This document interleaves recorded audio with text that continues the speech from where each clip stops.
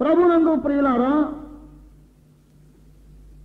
లేవియ కాండములో దేవుడు ఇశ్రాయేలీయులకు నియమించిన 7 పండుగలు అవి ప్రవచనాత్మకమైన సాదృశ్యములని ఈ సభలలో మనము మొదటి తరగతి నుండి కూడా నేర్చుకుంటూ ఉన్నాం.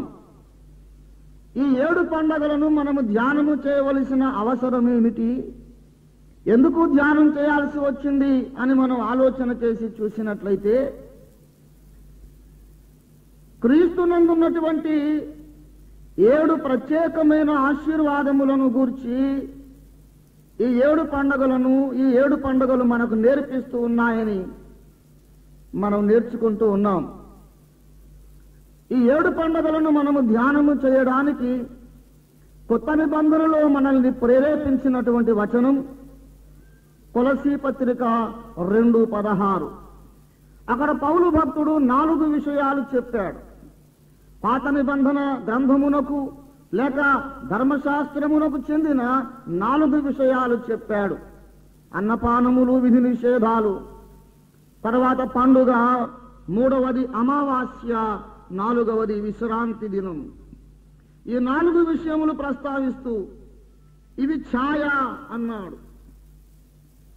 ఛాయ, ఇవి ఛాయవే గాని నిజస్వరూపము క్రీస్తునందు ఉన్నది. క్రీస్తునందు ఏదో ఒక ఆశీర్వాదం ఉన్నది, ఏదో ఒక మహిమ ఉన్నది.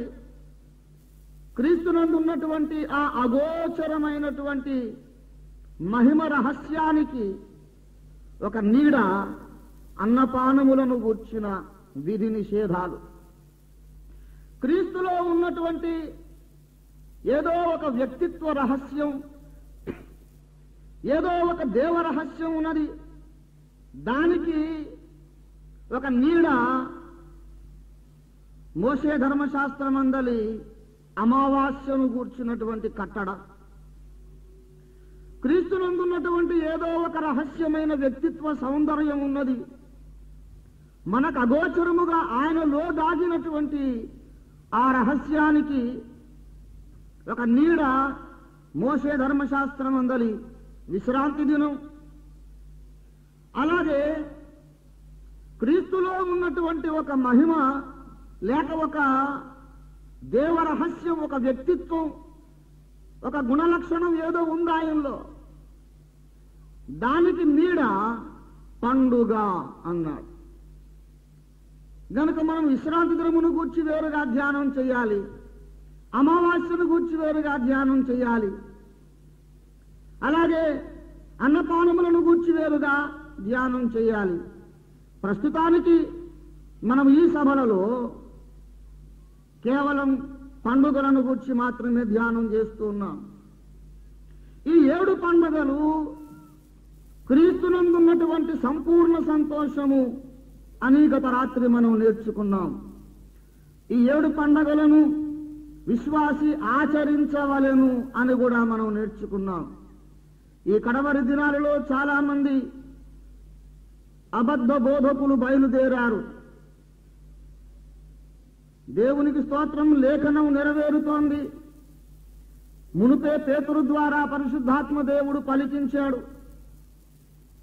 అబద్ధ ప్రవక్తలు ప్రజలలో ఉండిరి, అటువలనే మీలోనూ అబద్ధ బోధకులు ఉందురు అన్నాడు. అందుకే ఉన్నారు. వాళ్ళు ఉన్నారు కనుక దేవుని స్తుతిస్తున్నాను. దేవుని మాట సత్యమని నాకు అర్థం అవుతోంది. అలాగే జనులు సత్యమునకు చెవి ఇవ్వక కల్పనా కథల వైపు తిరుగుతారు అని ముందుగా లేఖనం చెప్పింది. ఈ రోజుల్లో లేఖనమును త్రొవ్వే సభల కంటే కల్పనా కథలు చెప్పే సభల్లో 10 ఎక్కువ జనం ఉంటున్నారు. లేఖనం నెరవేరుతుంది, దేవునికి స్తోత్రం. అయితే ప్రియులారా, ఈ రోజుల్లో చిత్ర విచిత్రమైన విడ్డూరమైనటువంటి బోధలు చాలా బయలుదేరాయి. వాటిని గూర్చి మీరు జాగ్రత్త పడాలని పరిశుద్ధాత్మ ప్రేరితుడనై నేను మనవి చేస్తూ ఉన్నాను. ఆ పండుగలు మనము నెరవేర్చాలని కొంతమంది ఏదో చాలా శరీరానుసారమైన అక్షరార్థమైనటువంటి పండుగలు చేస్తున్నారు. యూదులు చేసినటువంటి ఆ పండుగలన్నిటినీ మనము ఆచరించుట అనగా వాటిని గూర్చినటువంటి ఆధ్యాత్మిక సత్యములను మన జీవితములో అనుభవించుట అని అర్థం. ఈనాడు మనము పర్ణశాలలు కట్టుకొని అందులో కూర్చుండవలసిన పని లేదు. అసలైన పర్ణశాల క్రీస్తులో ఉన్నది. ఆ పర్ణశాల పండుగ కేవలము నీడ అయి ఉన్నది. అసలు పస్కా క్రీస్తులో ఉన్నది. ఇశ్రాయేలు చేసిన పస్కా పండుగ కేవలం ఒక ఛాయ అయి ఉన్నది. నిజస్వరూపం వచ్చేసింది 2000 ఏళ్ల క్రిందటనే. ఇంకా కొంతమంది ఛాయలు పట్టుకొని వేలాడుతున్నారు. ఎప్పుడో నిజరూపం వచ్చేసి అసలైన పస్కా వచ్చేసాడు, అసలైన పొంగడి రొట్టె వచ్చేసాడు, అసలైన వారముల పండుగ, అసలైన బూరల పండుగ, సత్యమైనటువంటి పర్ణశాల పండుగ వచ్చేసింది యేసు ప్రభులో. ఇంకా చాలా మందికి వర్తమానం తెలియలేదు. నిజస్వరూపం వచ్చాక ఛాయలు పట్టుకొని వేలాడుతున్నారు. ఇప్పుడు మనం కేవలం పర్ణశాల పండుగ కానీ ఈ రొట్టెల పండుగ ఏది అక్షరాల జరిగించాల్సిన అవసరం లేదు. అది ప్రవచనాత్మకమైనవి. క్రీస్తులో మనము పొందవలసిన ఆధ్యాత్మిక అనుభవాలకు అవి సాదృశ్యమై ఉన్నవి అంతే. ఈనాడు మనము గొర్రె పిల్లను కోసి ఆ రక్తమును మన ఇంటి తలుపుల మీద పూసుకోవాల్సిన అవసరం ఉందా? లేదు.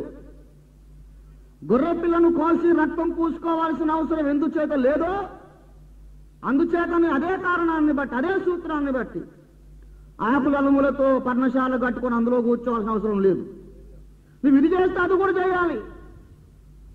ఏం తర్కం అండి? ఎక్కడ నేర్చుకున్నారు తర్కం? 7 పండగలు దేవుడు ఇచ్చాడు. 7వ పండగ జరిగిద్దామని గుడిసెల్లో కూర్చుంటున్నారు. మరి పస్కా ఎందుకు చేయవు? పస్కా ఎందుకు చేయవంటే క్రీస్తులో నెరవేరింది. నాయన ఇది కూడా క్రీస్తులో నెరవేరింది. దేవునికి స్తోత్రం కలుగునుగాక. దేవుని వాక్యమును చాలా జాగ్రత్తగా మనం వ్యాఖ్యానించాలి. వాక్యం దగ్గర మనం పిల్లలాటలు ఆడుకోకూడదు. దేవుని వాక్యమును సరిగా ఉపదేశించువాడముగాను, దేవుని ఎదుట సిగ్గుపడనక్కరలేని పనివాడముగాను నిన్ను నీవే కనపరుచుకోవడానికి జాగ్రత్త పడమన్నాడు. అనగా దేవుని ఎదుట రేపు క్రీస్తు న్యాయపీఠం ఎదుట నీవు సిగ్గుపడనక్కరలేని బోధకుడుగా పనివాడుగా కనబడాలంటే ఇప్పుడు సత్యవాక్యమును సరిగా ఉపదేశించాలి. సరిగా ఉపదేశించలేదనుకో రేపు సిగ్గుపడతావని అర్థం. దేవుని వాక్యమును ఉపదేశించేవారు ఏమని ఉపదేశిస్తున్నారో జాగ్రత్తగా చూసుకోవాలి. వినేవారు ఏమి వింటున్నారో జాగ్రత్తగా చూసుకోవాలి. బోధించే వారికి జాగ్రత్త అవసరం, వినేవారికి జాగ్రత్త అవసరం. లేకపోతే సంఘములు అసలు యేసు వెళ్ళిపోయి వేరొక యేసు ఉంటాడు. జాగ్రత్త. ప్రియులారా, ఈ 7 పండుగలు కూడా మన జీవితములో, మన క్రైస్తవ జీవిత యాత్రలో 7 ఘట్టములు.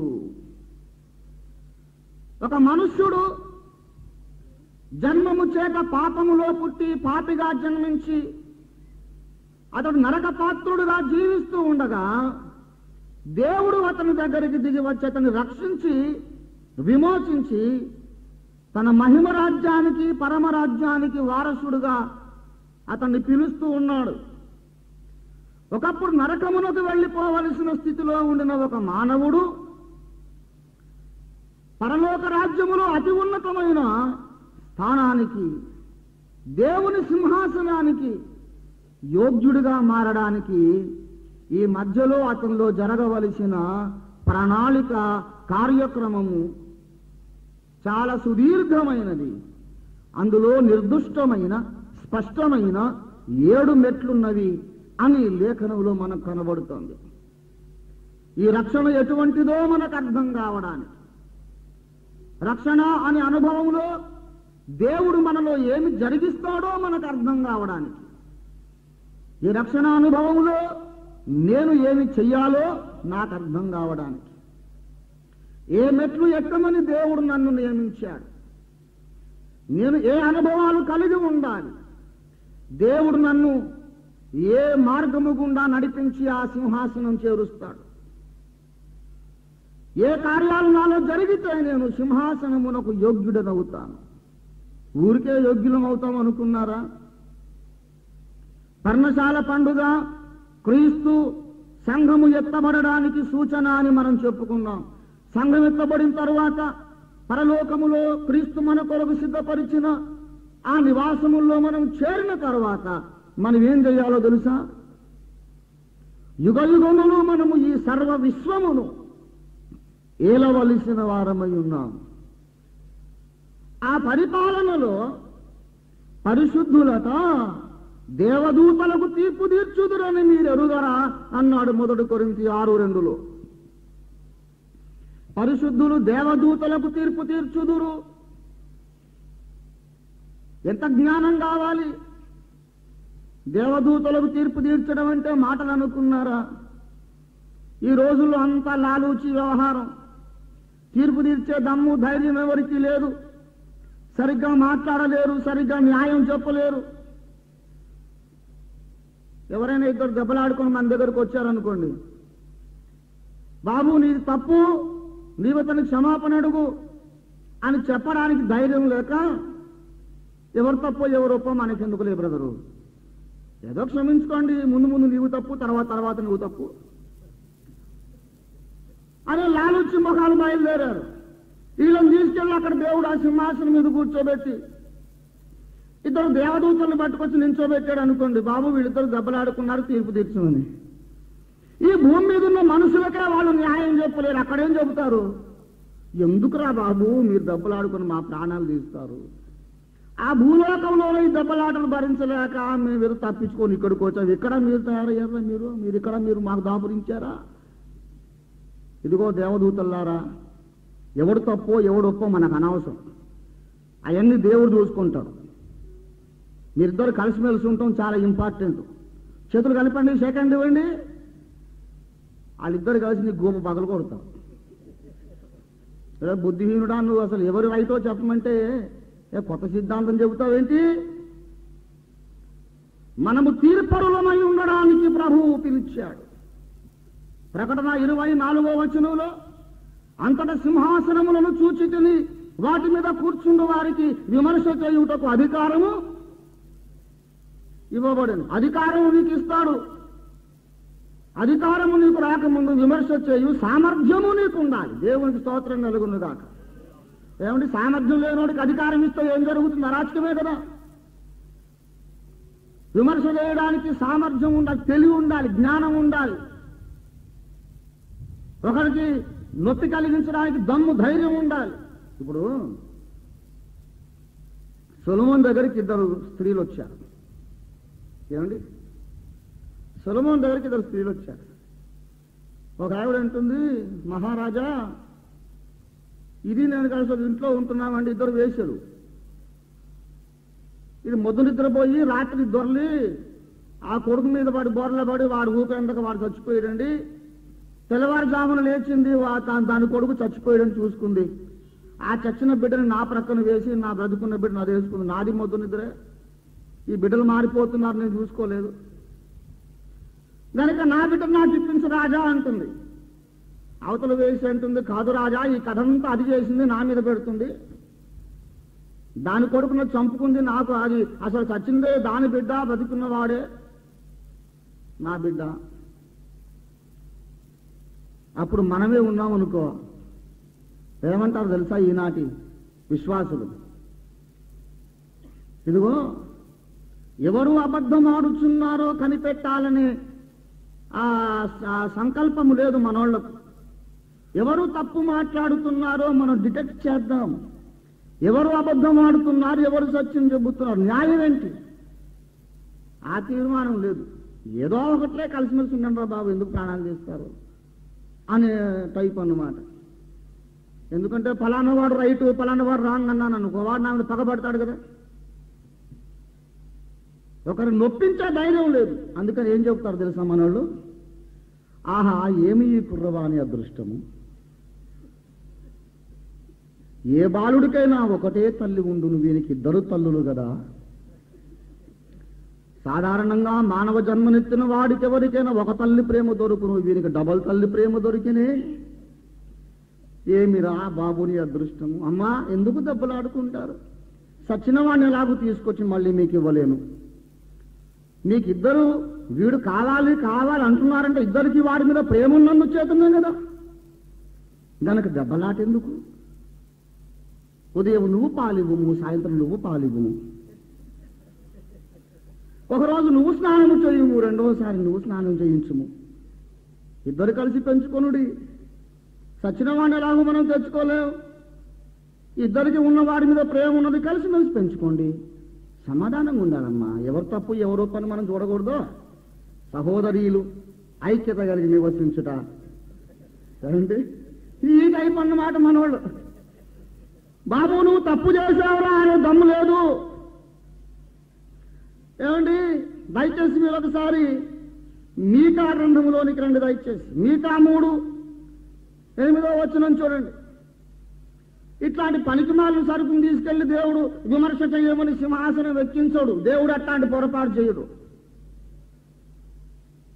మనము సిద్ధపడకుండానే ఏదో సింహాసనం కలలు కంటుంటే అదేమన్నా బొమ్మలాడుకున్న కుర్చీ, పిల్లలాడుకున్న చిన్న కుర్చీ అనుకున్నారు. ఆ సింహాసనం అంటే సింహాసనం ఎక్కుట అనగా అడ్మినిస్ట్రేటివ్ రెస్పాన్సిబిలిటీ. దానికి నువ్వు పరిపక్వమైన జ్ఞానం కలిగి ఉండాలి. అందుకే సొలొమోను సింహాసనం ఎక్కిన పిదప రాత్రి వేళ దేవుడు ప్రత్యక్షమై అన్నాడు, సొలొమోను నేను నీకు ఏమి ఇయ్యగోరుదువో. సొలొమోను అన్నాడు, నాకు జ్ఞానము దయచేయి. ఈ గొప్ప జనమునకు తీర్పు తీర్చే శక్తి గలవాడివాడు, జ్ఞానం దయచేయి. ఈనాడు మనం కూడా అడుగుదాం, ప్రభువా సర్వ విశ్వమునకు పరిపాలకుడిగా ఏలికగా నన్ను సింహాసనం ఎక్కిస్తానంటున్నావు నాయన. నీవు సృజించిన విశ్వమును ఆ తేజోవాసులైన పరిశుద్ధులను ఏలుటకు జ్ఞానము గలవాడివాడు, నాకు తగిన జ్ఞానం దయచేయి. నీ ప్రక్కన పట్టపురాణినై యుగయుగములు కూర్చోడానికి తగిన జ్ఞానం నాకు దయచేయి. దేవదూతలకు తీర్పు తీర్చడానికి తగిన జ్ఞానం నాకు దయచేయి. దేవదూతల మధ్యలో వివాదములు ఏర్పడినప్పుడు ఎవరికి తప్పో ఎరుగగలిగిన జ్ఞానం నాకు దయచేయి. జ్ఞానం, సామర్థ్యం ఇది లేనోడికి అధికారం ఇవ్వడు ఆయన. మీకా గ్రంథము 3:8 వచనం చూడండి దయచేసి. నేనైతే యాకోబు సంతతి వారికి తమ దోషమును, ఇశ్రాయేలీయులకు తమ పాపమును కనుపరచుటకై యెహోవా ఆత్మావేశము చేత బలముతోను, తీర్పు తీర్చు శక్తితోను, ధైర్యముతోను. ఏమండి ఆత్మాభిషిక్తుని లక్షణం అది. నిజముగా ఆత్మపూర్ణుడైన వాడు తన ముందుకు వచ్చిన వివాదములలో కప్పదాటు మాటలు, గోడ మీది పిల్లివాటం మాటలు మాట్లాడడు. ఏదో ఒక వివాదం వచ్చింది, డాక్ట్రినల్ డిస్ప్యూటే వచ్చింది, భార్యాభర్తల కొట్లాటే వచ్చింది అనుకోండి, తీర్పు తీర్చమని పిలిచారు. కొంతమంది కర్ర విరగనేరు, పాము చావనేరు, అవునరు కాదనరు, ఒకడు తప్పనరు, ఒకడు ఒప్పనరు, గోడ మీద పిల్లివాట. ఎందుకు అలాగూ వారు ప్రవర్తిస్తున్నారంటే లోపల పరిశుద్ధాత్మ లేక. పరిశుద్ధాత్మ ఆవేశం ఎవరికి ఉన్నదో వాడికి తీర్పు తీర్చే సామర్థ్యం ఉంటుంది, తీర్పు తీర్చే ధైర్యం ఉంటుంది. అటువంటి వాడే రెండవ రాకడలో సింహాసనం ఎక్కుతాడు. దేవుని స్తోత్రం కలుగునుగా. తేరగా దొరుకుతుంది ఏంటంటే సింహాసనం. మనం చాలా సిద్ధపడాలి. పొద్దాక అయ్యగారులు బల్ల బుద్ధి చెబుతారు, యేసు రాకడ బహు సమీపము, నువ్వు సిద్ధమేనా అని. అవును, ఇంతకు సిద్ధం అంటే ఏమిటి అయ్యగారు? సిద్ధంగా ఉండాలి, సిద్ధంగా ఉండాలని వాళ్ళు చెబుతున్నారు, మనం అనుకుంటున్నాం. అసలు సిద్ధం అంటే ఏంటి? తలారా స్నానం చేసి ఫెయిర్ అండ్ లవ్లీ క్రీమ్ పెట్టుకుని ఏంటి అసలు సిద్ధం ఏంటి? అంటే రక్షింపబడి ఉండాలి అంటే రక్షణ పొందిన వాడల్లా సిద్ధమేనా? ఏమండి రక్షణ పొందగానే సరిపోతుందా? కాదండి, పరిశుద్ధంగా జీవించాలి. అవును, పరిశుద్ధంగా అంటే అర్థం ఏంటి బ్రదరు? అంటే సినిమాకి వెళ్ళకూడదు, చుట్టా బీడీ కళ్ళు సారా తాగకూడదు, వ్యభిచారం చేయకూడదు, అంతేనా? అసలు సిద్ధంగా ఉండాలంటే పరిశుద్ధ అంటున్నారు. పరిశుద్ధ అంటే అంటే అర్థం ఏమిటంటే సినిమాకి వెళ్ళకూడదు అంటున్నారు. కొంచెం పేతురు రాసిన మొదటి పత్రిక 14లో నేను పరిశుద్ధుడనై ఉన్నాను కనుక ఏమండి మీరును పరిశుద్ధులై ఉండుడని వ్రాయబడి ఉన్నది. మిమ్మల్ని పిలిచిన వాడు పరిశుద్ధుడై ఉన్న ప్రకారము మీరును సమస్త ప్రవర్తన యందు పరిశుద్ధులై ఉన్నాడు. ప్రియులారా, నాకు తెలియక ఒక మాట అడుగుతాను. మన పరిశుద్ధత మనల్ని పిలిచిన వాని పరిశుద్ధత వంటిదై ఉండాలి. ఆయన ఎలాగు పరిశుద్ధుడో అలాగు నీవు పరిశుద్ధులై ఉండమన్నాడు. అంటే అర్థం ఏంటి? దేవుడు పరిశుద్ధుడు అనగా అర్థం ఏంటి? దేవుడు సినిమాకి వెళ్ళడు, దేవుడు కళ్ళు తాగడని అర్థమా? ఇప్పుడు విశ్వాసి పరిశుద్ధత అనగా అర్థం ఏంటి? సినిమాకి వెళ్ళము, చుట్ట తాగము అంటున్నాం. అంటే కళ్ళు చుట్ట మానిన వాడలా పరిశుద్ధుడేనా? ఏమండి, కయ్యూను చుట్ట తాగాడా? చెప్పరేంటండి? కయ్యూను చుట్ట తాగాడా? గుట్కా తిన్నాడా? సినిమాకి వెళ్ళాడా? మరి వాడు పరలోకం వెళ్ళాడా? ఏ చుట్టదాగని వాడు పరిశుద్ధుడు కదా, మరి ఎందుకు పోలేదు పరలోకం అంటే? బిలాము సినిమాకి వెళ్ళాడా? చెప్పరేంటండి? మరి ఎందుకు నరకానికి వెళ్ళాలి ఆయన పాపం? పరిశుద్ధ అని ఊరికి బల్లను గుర్తు మాట్లాడుతున్నారు. పరిశుద్ధ అనే మాటకు మనకు నిర్వచనమే తెలియలేదు. ఇంకా చూడండి, సినిమాలకు వెళ్ళటం మంచి అలవాటు కాదు. పొగ త్రాగుట ఆరోగ్యమునకు హానికరం. మత్తు పదార్థములు మంచిది కానే కాదు. విశ్వాసి అవి తాగడానికి వీలు లేదు. కానీ అవి చేయని వాడల్లా పరిశుద్ధుడు కాడు. అది మనం అర్థం చేసుకోవాలి. లోకులు కూడా చాలా మంది సినిమాలకు వెళ్ళరండి. లోకస్తులు కూడా చాలా మంది చుట్టదాగరు. ఆ అలవాట్లు మానుకోవాలి. అది మానుకున్నంత మాత్రం నువ్వేదో సంపూర్ణుడు అయిపోయావు, ఎత్తబడడానికి సిద్ధం అని అనుకోవాకు. పేతురు అంటాడు, మొదటి పేతురు 4:17లో నీతిమంతుడే రక్షింపబడుట దుర్లభమైతే భక్తిహీనుడును పాపియు ఎక్కడ నిలుతురు? ప్రభు రెండవసారి వచ్చినప్పుడు తీర్పు దేవుని ఇంటి వద్ద ప్రారంభము కాలము వచ్చుచున్నది. అన్యులు కాదు, ముందు నిన్ను నన్ను తీర్పు తీరుస్తాడు ఆయన. ఆ రోజు విశ్వాసులను దేవుడు తీర్పు తీర్చేది నాన్న. పరిశుద్ధులకే రక్షింపబడటం చాలా దుర్లభము. నాకు దుర్లభం అంటే అర్థం ఏంటి తెలుసా? సులభము అనే మాటకు వ్యతిరేక పదం అది. It is going to be quite difficult even for a saint to get saved before the judgement seat of Christ. It's going to be a hard difficult thing. చాలా కష్టం. తేరగా కడగూరం రోగ్గానే వెళ్ళిపోతాం పరలోకానికి వెళ్ళి, ఇంకా అక్కడ ఏముంది? స్తోత్రం స్తోత్రం స్తోత్రం అంటాడంట. నాయనా, రాకడనగా, ఎత్తబడుటనగా, సిద్ధపడుటనగా అసలు సరిగా అర్థం కాలేదు మనకి. ఇంకా మనకున్నటువంటి ఎస్కటాలజీ, ఆ క్రోనలాజికల్ ఆర్డర్ ఏంటంటే ఈ రాత్రి రేపో ఎప్పుడో ప్రభు వచ్చేస్తాడు, మనం వెళ్ళిపోతాం. వెళ్ళిపోగానే ఫస్ట్ గొర్రె పిల్ల పెండ్లి విందంట. వీడికి ఎంతసేపు తిండి ఆవే, ఇక్కడ తిండి ఆవే, అక్కడ తిండి ఆవే. ఏమండి, విందు కాదు నాయనా, ముందు అగ్ని చేత ప్రతివాని పని పరీక్షింపబడును. రెండవ రాకడ బహు సమీపమని చెప్పుచున్నటువంటి ఉపదేశకులు, వినుచున్న విశ్వాసులు, అసలు రాకడ సిద్ధపాటు అంటే ఏమిటో తెలుసా? రాకడ సిద్ధపాటనగా మనము సింహాసనమునకు సిద్ధపడడమే. దేవునికి స్తోత్రం కలుగునుగాక. ఏదో నువ్వు కొన్ని అలవాట్లు మానుకున్నావు, సరిపోయింది అనుకోవద్దు. ఇంకా చాలా ఉంది నడవాల్సిన దూరం, ఎక్కాల్సిన శిఖరాలు చాలా ఉన్నాయి. నమ్మి బాప్తిసం పొంది అని అయిపోయిన తర్వాత ఇక ఆదివారం గుడికి వెళ్తున్నాం, క్రైస్తవులం అని అనిపించుకుంటున్నాం. ప్రభు వస్తే తీసుకెళ్తాడు, సింహాసనం ఎక్కిస్తాడని కలలు కనొద్దు. జాగ్రత్త. ఇవి ఇంకా ఎక్కవలసిన మెట్లు చాలా ఉన్నాయి. మొదటి 3 పండగలను ఒక పండగ చేశాడు, రక్షణానుభవ పండుగ. మనం ఎక్కవలసిన మెట్లు 7 అని ఈ పండగలు నేర్పిస్తున్నాయి కదా. కానీ ఈ 7 పండగలను కలిసి లేఖనం 3 పండగలుగా మూటగట్టింది.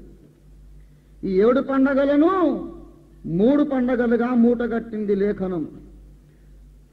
ద్వితీయోపదేశ కాండము 16వ అధ్యాయం 16వ వచనం.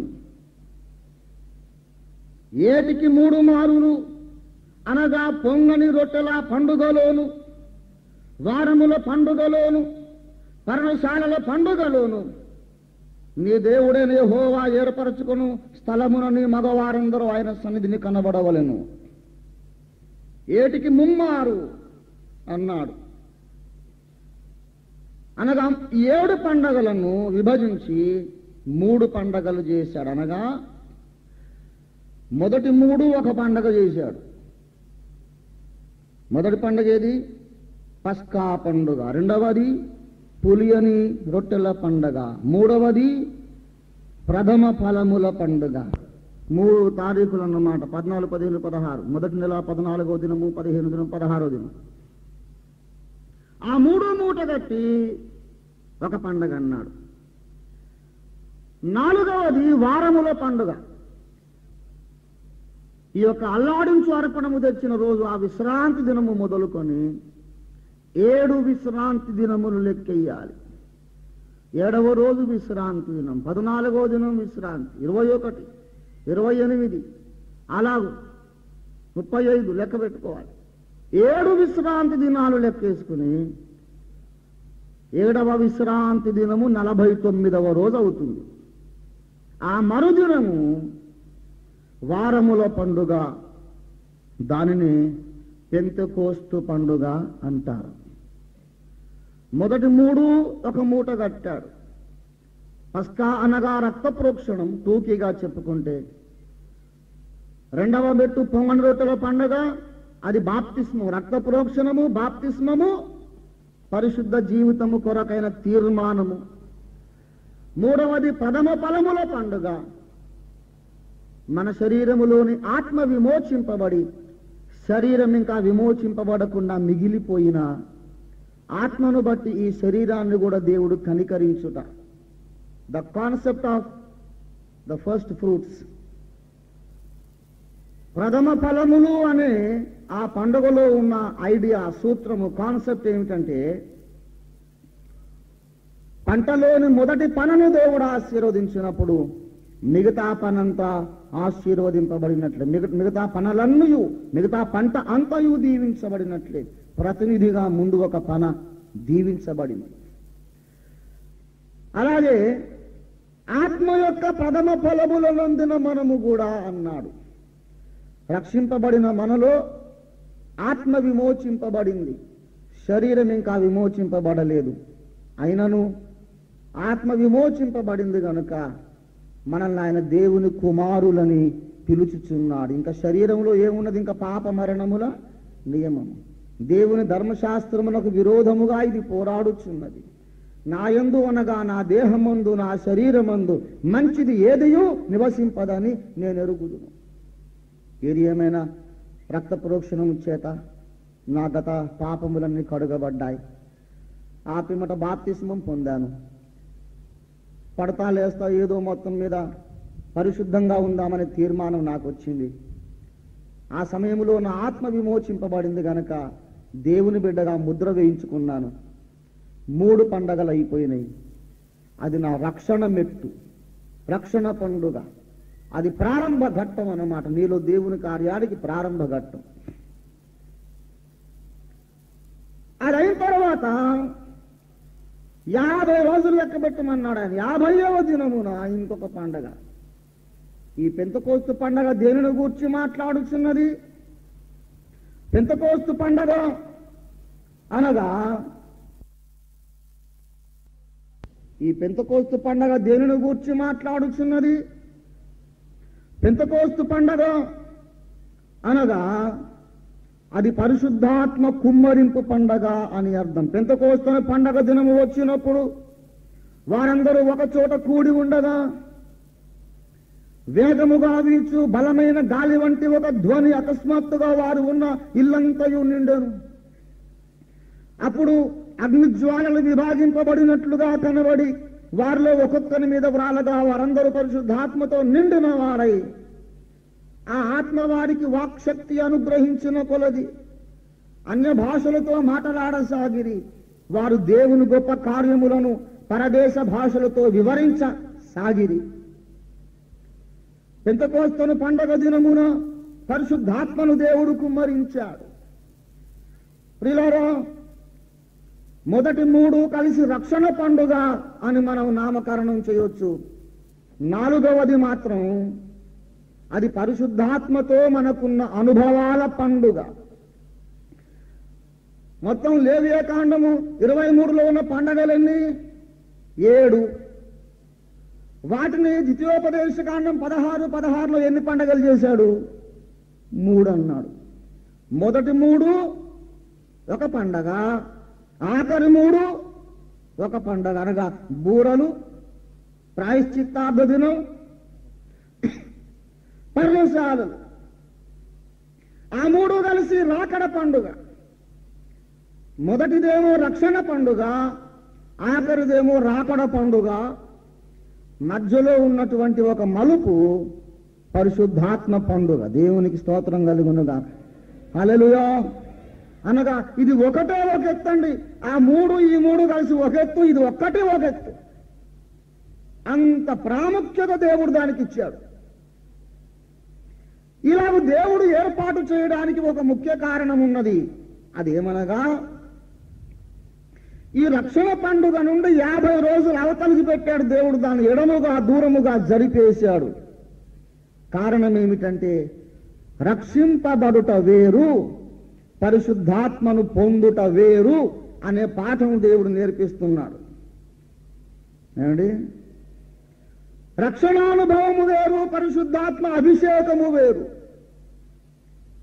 పౌలు అడిగాడు, మీరు విశ్వసించినప్పుడు పరిశుద్ధాత్మను పొందితీరా? అసలు ఆ ప్రశ్న ఏమిటో? ప్రశ్న ఎందుకు అడగాలి? ఈ రోజుల్లో చాలా మంది చెబుతున్నారు, అసలు విశ్వసించడం అంటేనే పరిశుద్ధాత్మ ఉండడం అండి. పరిశుద్ధాత్మ లేకుండా ఎవడు యేసును ప్రభువు అని చెప్పడు కదా. పరిశుద్ధాత్మ లేకుండా పాపాలు ఒప్పుకోం కదా. పరిశుద్ధాత్మ లేకుండా అబ్బా తండ్రి అని పిలవం కదా. పరిశుద్ధాత్మ మనలోనికి రాందే రక్షణానుభవమే రాదు కదా అని చెబుతున్నారు. మరి ఆ విషయాలు పౌలుకు తెలియవా? ఆ మాటలు రాసిన వాడు కూడా పౌలే కదా. పరిశుద్ధాత్మ ద్వారా మాట్లాడు వాడెవడు యేసు శాపగ్రస్తుడని చెప్పడని, పరిశుద్ధాత్మ ద్వారానే తప్ప ఎవడును యేసు నా ప్రభు అని చెప్పడని అన్నవాడు ఎవరు? పౌలే కదా. మరి ఇక్కడ కొంతమంది ప్రార్థన చేస్తున్న శిష్యులు ఉన్నారు ఎఫెసులో. ఆయన ఏమనుకోవాలి? వీళ్ళు యేసు నా ప్రభువు, యేసు నా ప్రభు అని చెప్పుకొని ప్రార్థన చేసుకుంటుంటే ఏమనుకోవాలి? ఆత్మ ఉన్నవాళ్ళే అనుకోవాలి కదా. ఆయన రాసిన మాటలే కదా. అనుకోలేదు అలాగా. మీరు ఏదో ప్రార్థన చేస్తున్నారు కానీ అసలు మీరు నమ్ముకున్నప్పుడు పరిశుద్ధాత్మను పొందితిరా అని అడిగాడు. ఈ రోజుల్లో ఎందుకో మరి లేఖనాల్లో ఉన్న ప్రశ్న మళ్ళీ అడిగితే కోపం వస్తుంది చాలా మందికి. ఒక ప్రశ్న అడుగుతూ ఉంటారు, నీవు రక్షణ పొందితివా అని. మీకు ఒక విషయం చెబుతున్నాను, గమనించండి. నీవు రక్షణ పొందితివా అన్న ప్రశ్న బైబిల్లో లేనే లేదు. ఎవరన్నా ఎవరినైనా అడిగినట్లుగా బైబిల్లో ఉందా? లేదు. నేను చెబుతున్నాను. మీరు నాకు ఆ ప్రశ్న చూపించలేరు బైబిల్లో. మీరు రక్షణ పొందితీరా అని రక్షణకు సంబంధించిన ప్రశ్న బోధకుడు జనాన్ని అడగలేదు, వాళ్ళు బోధకుడిని అడిగారు. అయ్యలారా, రక్షణ పొందుటకు నేనేమి చేయాలి? రక్షణను గూర్చిన ప్రశ్న ప్రజలలో నుండి బోధకునికి రావాలి. పరిశుద్ధాత్మను గూర్చిన ప్రశ్న బోధకుల నుండి ప్రజల్లోకి వెళ్ళాలి. దేవునికి స్తోత్రం కలుగునుగా. అంతా తిరగం. అసలు మనమంతా రివర్స్ గేర్లో ఉంది వ్యవహారం అంతా. మన భావములు, మన అభిప్రాయములు చాలా దిద్దుకోవాలండి. ఈ భావములు దిద్దుకునేదాకా మనం ముందుకెళ్ళం. వాడు చాలాసేపటి నుంచి సైకిల్ తొక్కుతున్నాడు, చెమటలు కక్కుతున్నాడు. చాలా చెమటలు కక్కి చెమటలు తుడుచుకున్న తర్వాత చూస్తే వాడు ఉన్నకాడే ఉన్నాడంట. ఇదేంటో బాబు ఇంతసేపటి నుంచి తొక్కుతున్నాడు అని చూస్తే అసలు వాడు మర్చిపోయాడు, కింద స్టాండ్ తీయటం మర్చిపోయాడు.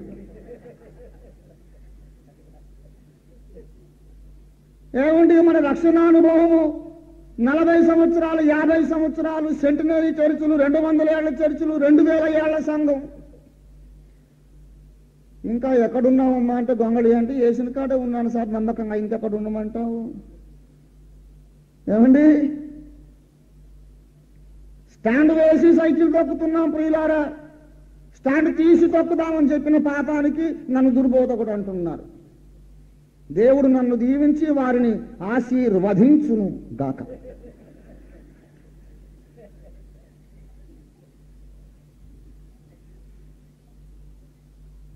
కాస్త దగ్గరికి రండి అన్నయ్య మాట్లాడుకుందామంటే రాడే. అదేంటో తాటాజకాయలకి దోమలు పారిపోయినట్టే. ఏమండి జట్టు నాటుకు దోమలు పోయినట్టే. చాలా దారుణమైన విషయం. ఓ మీరు జ్ఞానమును తాళపు చెవిని ఎత్తుకొని పోతిరి, మీరు లోపల ప్రవేశించరు, ప్రవేశించే వారిని ప్రవేశించనియ్యరు. మరి వారిని ఆశీర్వదించకపోతే ఏం చేయమంటారు? ఆయన పరలోక రాజ్యం చేరడు, ఒకను చేరనీడయ్య. క్రైస్తవుండా కదలి రావయ్యా, కలుషాత్ములకు ఈ సిలువ శక్తిని చాటవేమయ్యా.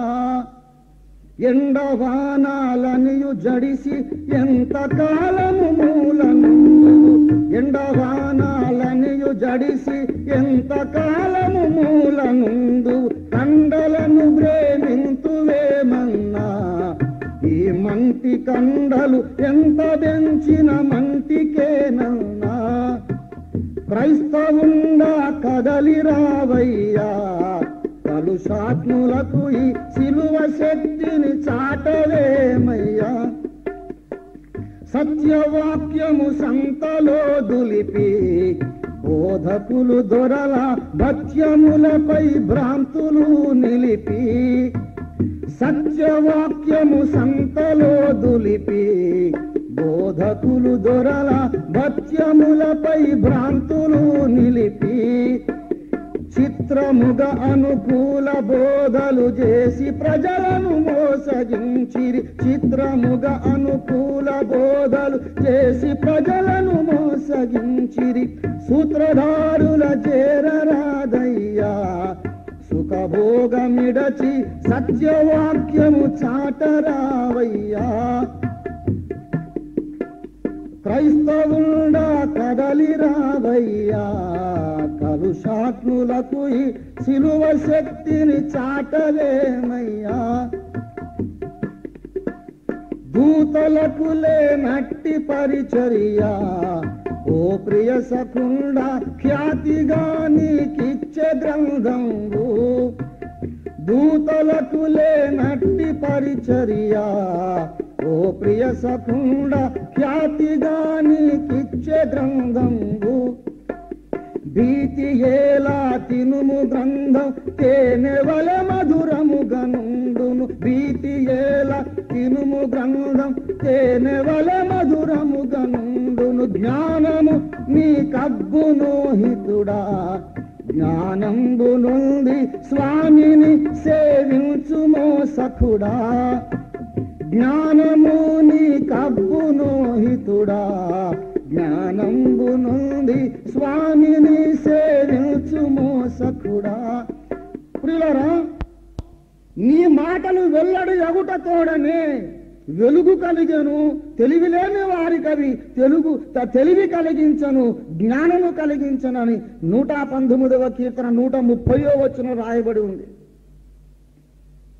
దేవుని మాటలు వెల్లడి ఎగుట తోడనే వెలుగు కలిగను, తెలివి లేని వాళ్లకు ఆ మాటలు తెలివి కలిగించను. పిల్లరా, ఒక మాట మనవి చేస్తున్నాను. ఈ 7 ఘట్టముల దేవుని రక్షణ ప్రణాళికను మనము సరిగా అధ్యయనము చేసినట్లయితే, ఒక విశ్వాసిని, ఒక మానవుణ్ణి రక్షించి పరిపక్వముగా పరిపూర్ణునిగా చేసి సింహాసన యోగ్యుడిగా చేయడానికి దేవుడు నిర్ణయించిన ఈ సంకల్పమును సంపూర్ణముగా మనము గ్రహించినట్లయితే, ఈ ప్లాన్, ఈ ప్రణాళిక క్షుణ్ణముగా మనం అర్థం చేసుకున్నట్లయితే, సార్వత్రిక క్రీస్తు సంఘములోని ప్రతి బలహీనత, ప్రతి సమస్య, ప్రతి ప్రశ్న, ప్రతి సందేహము పటాపంచలైపోతుంది. This is one big solution to every problem the body of Christ is facing today. అన్ని సమస్యలకు ఇదేనండి పరిష్కారం. నీ వ్యక్తిగత జీవితంలో సంఘర్షణకు జవాబు ఈ అంశంలో దొరుకుతుంది. నువ్వు పాపాన్ని ఎందుకు జయించలేకపోతున్నావో జవాబు ఈ అంశంలో దొరుకుతుంది. రక్షణగా ఏమిటి, ఎందుకు అనే ప్రశ్నలకు సమాధానం ఈ అంశంలో దొరుకుతుంది. పరిశుద్ధాత్మ అనుభవం అనగా ఏమిటి, ఎప్పుడు, ఎవరికి, ఎందుకు, ఎలాగూ అనే ప్రశ్నలకు సమాధానం ఈ అంశంలో దొరుకుతుంది. రాకడకు సిద్ధపాటనగా ఏమిటి అనే ప్రశ్నకు సమాధానం ఇదే అంశములో దొరుకుతుంది. This subject is all inclusive. హైదరాబాదులో ఈ అంశమును ఒకసారి 40 దినాలు వరుసగా ధ్యానం చేశాం. జస్ట్ ఇమాజిన్, 40 రోజులు అయిపోలేదు, ఇంకా ముగించేశాం. అందుకే మీకు ఆ చార్ట్స్ తయారు చేసి ఇచ్చాను. నేను వెళ్ళిన తర్వాత కూడా అనుదినము దానిని చూచి ధ్యానించి ప్రార్థించి కనిపెట్టాలని మీకు నేను బ్రతిమాలి మనవి చేస్తున్నాను. ప్రియులారా, జ్ఞానము సంపాదిద్దాం. సంఘము ఎదుర్కొంటున్న సమస్యలకు పరిష్కారం కనుక్కుందాం. వ్యక్తిగత బలహీనతలు జయిద్దాం. సిద్ధాంత గందరగోళాన్ని అధిగమిద్దాం. మనం ఒకటైపోదాం, బలవంతులమవుదాం. ఇండియాలో సాతాను కోటలు కూల్చి పారవేద్దాం. దేవునికి స్తోత్రం కలుగునుగా. హల్లెలూయా, హల్లెలూయా. ప్రియ దేవుని బిడ్డలారా, వాక్య సత్యం ఏమిటనగా రక్షణ పొందుట వేరు, పరిశుద్ధాత్మ అభిషేకము పొందుట వేరు. నాకు సమయము లేదు కనుక మీకు 3 ముక్కల్లో చెబుతాను. దీని వివరమైనటువంటి వివరణతో కూడుకున్న సందేశం మీకు అక్కడ బుక్ స్టాల్లో ఉంది. సత్య స్వరూపిని గూర్చిన సర్వసత్యము అని దాని టైటిల్ అనుకుంటాను, అంతేనా? పరిశుద్ధాత్మ ద్వారా విశ్వాసికి కలిగే అనుభవాలు చాలా ఉన్నాయి. అందుకే దానికి అంత వెయిట్ ఇచ్చాడు ఆయన. మొదటి 3 ఒక ఎత్తు, ఆఖరి 3 ఒక ఎత్తు, మధ్యలో ఒకటి ఒక ఎత్తు.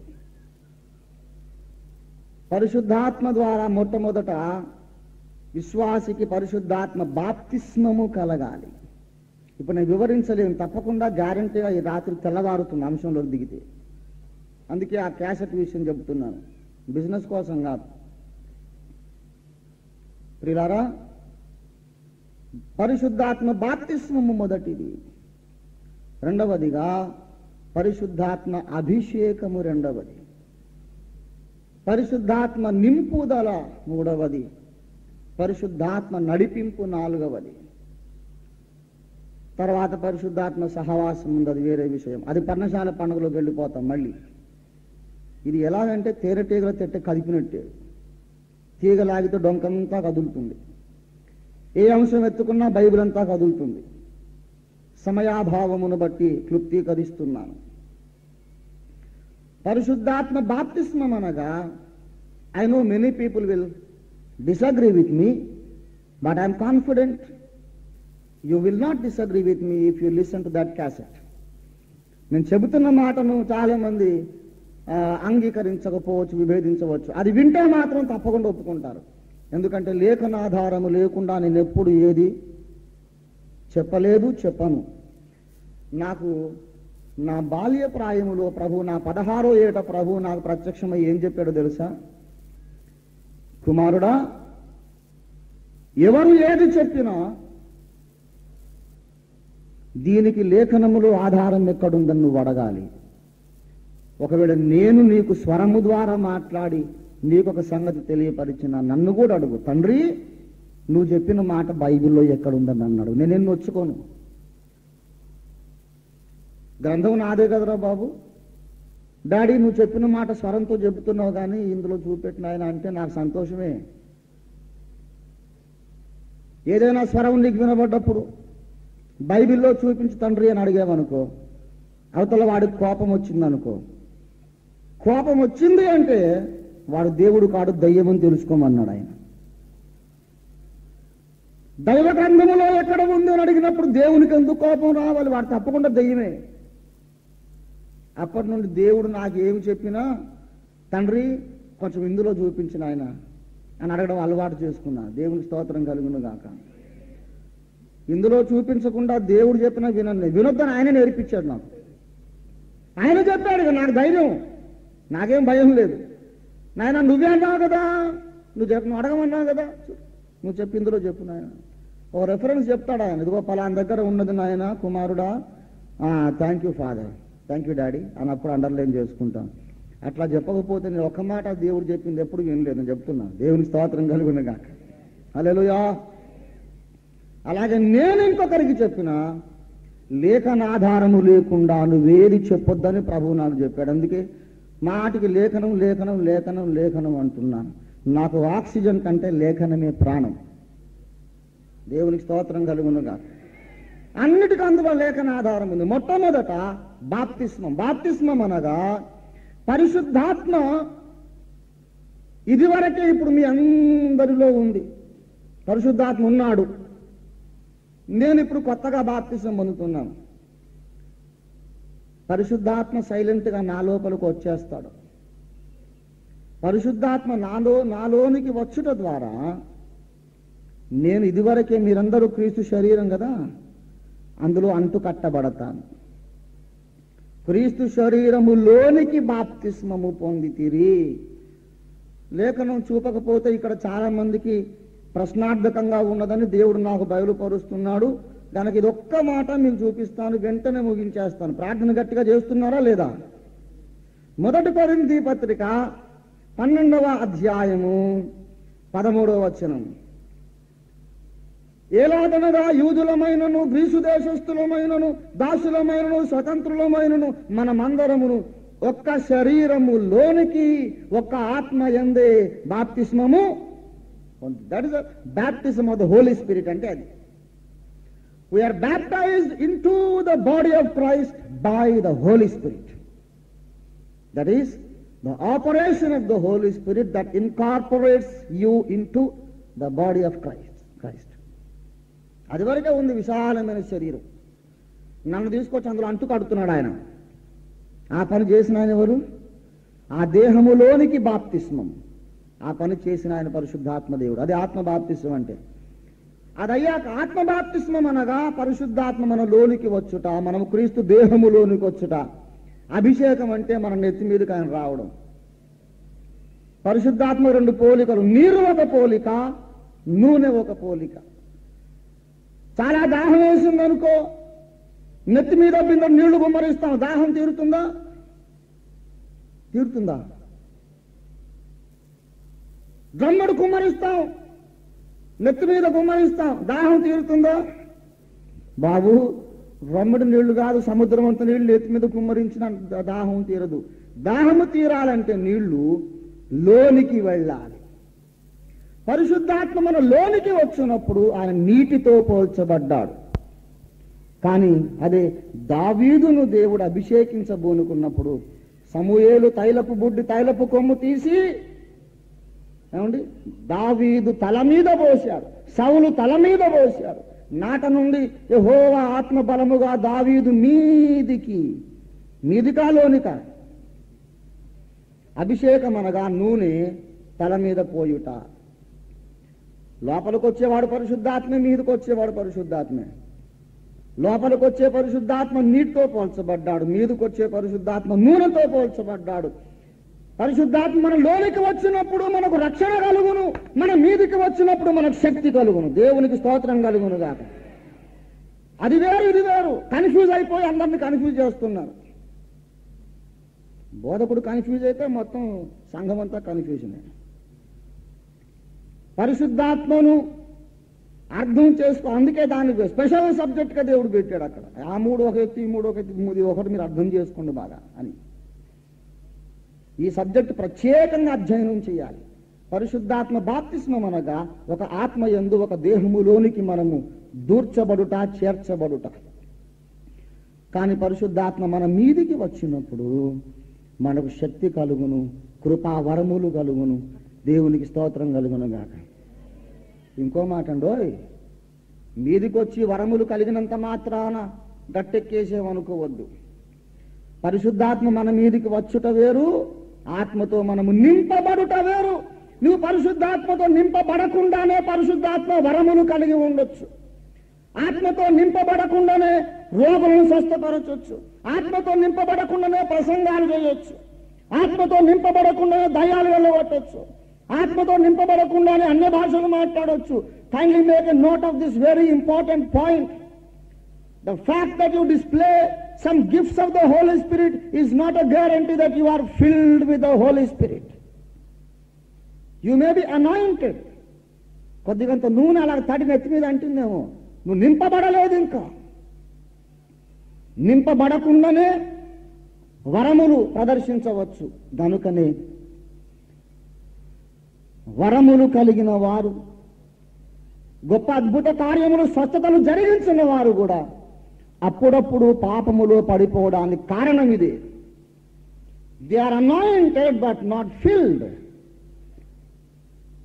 ఉదాహరణకు చెప్తాను. ఒక ఆయన ఇంట్లో కూటం పెట్టుకున్నాడు. పిలిచాడు ఫ్రెండ్ని, రాలేదు ఆయన. ఏరా ఫ్రెండ్ రాలేదు మా ఇంట్లో ప్రార్థన కూటానికి, ఎంత బాగా జరిగిందో తెలుసా, మా ఇల్లు నిండిపోయింది, 10 మంది వచ్చారు ప్రార్థనకు అన్నాడు. 10 మంది వచ్చారు, ఇల్లు ఏమైందంట, నిండిపోయింది. ఓహో చాలా సంతోషం. మళ్ళీ వచ్చే గురువారం మళ్ళీ కూటం జరిగింది, మళ్ళీ మిస్ అయ్యాడు ఫ్రెండ్. ఏం బ్రదరు రాలేదు ఈసారి? ఇంకా పోయినసారి కంటే అద్భుతంగా జరిగింది. 25 మంది వచ్చారు, ఇల్లు నిండిపోయిందన్నాడు. పోయిన వారం ఏమన్నాడు, 10 మంది వచ్చారు, ఇల్లు నిండింది. ఇప్పుడేమో 25 మంది వచ్చారు, ఇల్లు నిండింది. మళ్ళీ నెక్స్ట్ వీక్ అన్నాడు, ఏంటో మళ్ళీ రాలేదు, మంచి కూటం, దేవుడు ఆశీర్వదిస్తున్నాడు, మా ఇల్లు ఈసారి మొత్తం నిండిపోయింది, 50 మంది వచ్చారు అన్నాడు. ఈ ఫ్రెండ్కి అనుమానం వచ్చింది, వీడు ఇల్లు రబ్బర్తో కట్టాడు ఏమిటండి, సిమెంట్తో కాకుండా రబ్బర్తో కట్టినట్టున్నాడు. ముందేమో 10 మంది వస్తే ఇల్లు నిండింది అన్నాడు, 25 మంది వస్తే ఇల్లు నిండింది అన్నాడు, ఇప్పుడేమో 50 మంది వస్తే నిండింది అన్నాడు. వీడు తప్పకుండా రబ్బర్తో కట్టుంటాడు ఇల్లు. ఏంట్రా బాబు నీ ఇల్లు సాగుతుందా? కాదురా బాబు, ముందేం చేసామంటే మా ఇంట్లో చాలా సోఫా సెట్లు, ఆ టీపాయిలు అన్నీ ఉన్నాయి కదా, ఆయన పక్క మూలకు సర్దేసి కూర్చున్నాం, 10 మంది పట్టారు. 2 రూమ్లు ఇల్లు. ఇంకో రోజు ఏం జరిగిందంటే నెక్స్ట్ వీక్ ఇంకా ఎక్కువ మంది వచ్చేసరికి ఈ సోఫా సెట్ మొత్తం టీపాయిలు మొత్తం తీసి ముందు వాకిట్లో పెట్టేశారు, 25 మంది కూర్చున్నారు. నెక్స్ట్ వీక్ ఇంకా చాలా మంది వచ్చారు. ఇంట్లో లోపల ఉండే గాడ్రేజ్ బీరువా, డబుల్ కాటు అన్నీ తీసి బయట పెట్టేశారు. అప్పుడు 50 మంది నిండారు. సామాను ఎంత తీసేస్తున్నావో అంత ఎక్కువ మంది కూర్చోగలుగుతున్నారు. అట్లే మన జీవితంలో, మన హృదయంలో చాలా సామాను ఉంది. ఈ సామాను ఎంత ఖాళీ చేస్తావో పరిశుద్ధాత్మని అంతగా నింపగలుగుతాడు. దేవునికి స్తోత్రం కలుగునుగా. నింపబడాలంటే ముందు సామాను ఖాళీ కావాలి. ఇంట్లో నిండా టీపాయిలు, గాడ్రేజ్ బీరువాలు, డబుల్ కాట్లు, సింగిల్ కాట్లు, ఫ్రిడ్జ్లు, టీవీలు పెట్టుకొని నన్ను నింపుము ప్రభువా, నింపుము ప్రభువా అంటే ఎక్కడ నింపాలి నాయన, ముందు అది సామాన్ తీసేయమంటాడు ఆయన. దేవునికి స్తోత్రం కలిగినగా. హల్లెలూయా. లోపల సామాను పెట్టుకొని అభిషేకం పొందొచ్చు. ఎందుకు? నెత్తి మీద అంటించడమేగా కాస్తంత, తల మీద కాస్త పోస్తాడు, భాషలు వచ్చేస్తాయి. కానీ లోపల సామాను అలాగే ఉంటుంది. ఓ చెంచాడు ఆత్మ పోగానే అయిపోతుంది. అందుకే తొందరగా పాపంలో పడిపోతాడు. అభిషిక్తుడు పాపము చేయవచ్చు, కానీ ఆత్మ పూర్ణుడు పాపం చేయడు. దేవునికి స్తోత్రం కలుగునుగా. You want to live a holy life, be filled with the Holi spirit. Just anointing is not sufficient. అభిషేకము చాలదు, ఆత్మతో మనము నింపబడాలి. దేవునికి స్తోత్రం కలుగునుగా. హల్లెలూయా, హల్లెలూయా. ప్రభునందు ప్రియులారా, ఆత్మచేత నడిపించబడుట అనే అనుభవం వేరు, దాని గురించి వేరే సందేశం ఉంది, సమయం లేదు. రక్షణ అనే అనుభవం వేరు, పరిశుద్ధాత్మతో కలిగే అనుభవాలు వేరు. 2 మాటలు మాత్రం చెప్పి ముగించి వేస్తాను. మధ్యలో ఎక్కడో ఒక మేలు మలుపుగా, టర్నింగ్ పాయింట్గా పరిశుద్ధాత్మ పండుగను పెట్టాడు. దానికి అర్థం ఏమిటంటే, ఈ పరిశుద్ధాత్మ తైలము అభిషేకించుట, యేసు దేహములో నిన్ను ఇన్కార్పొరేట్ చేయుట, చేర్చుట, నిన్ను నింపుట, నడిపించుట, ఈ పరిశుద్ధాత్మ మధురమైన అనుభవాలను నీకు రావాలంటే ముందు నీలో రక్షణ పండుగ జరిగి తీరాలి. రక్త ప్రోక్షణం, పులియండుటల పండుగ, ప్రతి విధమైన పులుపును నీవు తీసి పారవేయుట, పాపమను పులుపు, పాతది అను పులుపు, దుర్బోధనను పులుపు అన్ని తీసి పారవేయాలి. ఆ పిమ్మటనే నీవు పెంతెకోస్తు అనుభవానికి యోగ్యుడవుతావు. ముందు నీలో పొంగని రొట్టెల పండగ జరగనిదే, పులుపును తీసి పారవేయనిదే, ఆ 3 పండుగలు జరగనిదే నువ్వు పరిశుద్ధాత్మ పండుగలోకి రాలేవు. రెండవ సత్యం ఏంటంటే, ఈ పరిశుద్ధాత్మ పండగ నీవు అనుభవించనిదే పర్ణశాలకు యోగ్యుడివి కాలేవు. ఆత్మ అభిషేకము, ఆత్మ నింపుదల, పరిశుద్ధాత్మతో నీవు చేసే సహవాసం నిన్ను సింహాసనానికి యోగ్యుడిగా సిద్ధపరుస్తుంది. దేవునికి స్తోత్రం కలుగునుగా. హల్లెలూయా, హల్లెలూయా. స్వచ్ఛంద సీయోను వాసి సర్వాధికారి కస్తూరి పరిగెత్తాలి. స్వచ్ఛంద సీయోను వాసి కస్తూరి సుమముల హారము సంతోషానంద తైలము నీదే, స్తుతి వస్త్రమును నీదే. సుమముల హారము సంతోషానంద తైలము నీదే, స్తుతి వస్త్రమును నీదే. ఉల్లాస వస్త్రము నీదే, విడుదలయు నీదే. ఉల్లాస వస్త్రము నీదే, విడుదలయు నీదే. హితవత్సరము విముక్తి, హితవత్సరము విముక్తి. ఆత్మాభిషేకము నీదే, ఆత్మాభిషేకము. స్వచ్ఛంద సీయోను వాసి సర్వాధి.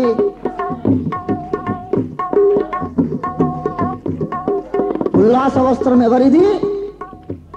ఎవరిదండి? గుండె మీద చేసుకొని చెప్పండి, నాది. ఉల్లాస వస్త్రం ఎవరిది? హితవత్సరం ఎవరిది? సుమముల హారం ఎవరిది? అనుమానంగా చెబుతారు ఏంటండి, నీదే అన్నట్టుగా ఉంది మన సంగతి. నాదేనండి. ఆత్మాభిషేకం ఎవరిది? పెంతెకొస్తాడు కదా. పెంతెకొస్తాడు ఎవరండి? ఈ వాగ్దానము మీకును నీ పిల్లలకును దూరస్తులందరికీ ప్రభు అయిన మన దేవుడు ఎందరెందరిని పిలిచెను వారందరికీ ఈ వాగ్దానము చెందును. దేవునికి స్తోత్రం కలుగునుగా. హల్లెలూయా, హల్లెలూయా. పెంతెకొస్తోలు పరిశుద్ధాత్మ పొందారు గాక, కానీ వాళ్ళ ముత్తాత సొత్తు కాదు అది, మా డాడీ మాకు ఇచ్చిన సొత్తు. దేవునికి స్తోత్రం కలుగునుగా. హల్లెలూయా. ఇలా పరిశుద్ధాత్మ నిర్లక్ష్యం చేయొద్దు. పరిశుద్ధాత్మతో నీకు సరైన అనుభవం రానంత వరకు సింహాసనానికి యోగ్యుడివి కాదు, రాకడకు యోగ్యుడివి కాదు. దయతో జాగ్రత్త పడు, సిద్ధపడు. ప్రభు దాసునిగా చేతులు జోడించి మనవి చేస్తున్నాను. ప్రార్థన చేసుకున్న తలలో ఉంచండి. ఒక నిమిషం అందరూ కూడా చేతులెత్తి, ప్రభువా నన్ను నీ రాకడకు యోగ్యునిగా సిద్ధపరచు, యోగ్యురాలిగా సిద్ధపరచు. నేను నీ రాకడలో ఎత్తరాల్లో నివసించడానికి యోగ్యుడినగుటకును